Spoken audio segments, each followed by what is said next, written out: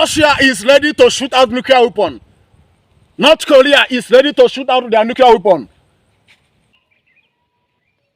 The earth that God created, humanity have produced, have built what they can use to destroy the earth.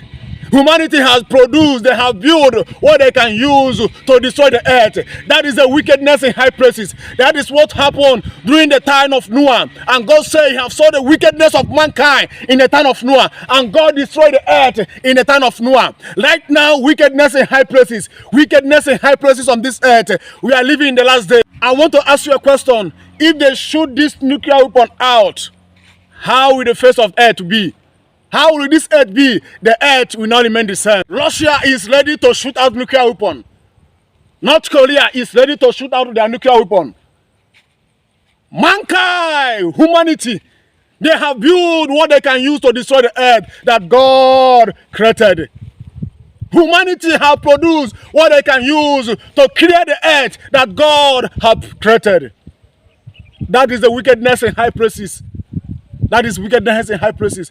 And I want everybody to know that we are living in the last day. I want to ask you a question. These nuclear weapons, is it for animal or for human being? They made this nuclear weapon for human being to kill humanity. That is the wickedness of high places. That is what God said in the book of Genesis. That is what he saw, how wickedness, violence on this earth. When God destroyed the world during the time of Noah, God said, "I have saw the wickedness of mankind." And all these nuclear weapons, those nuclear weapons, those countries, America, Russia, Europe, and India, and Iran, all these countries that have nuclear weapons, they believe that one day they will shoot out this nuclear weapon. They believe that they will shoot it out. That is a wickedness in high places. That is a sign of the end of the world. That is a sign of the end of the world.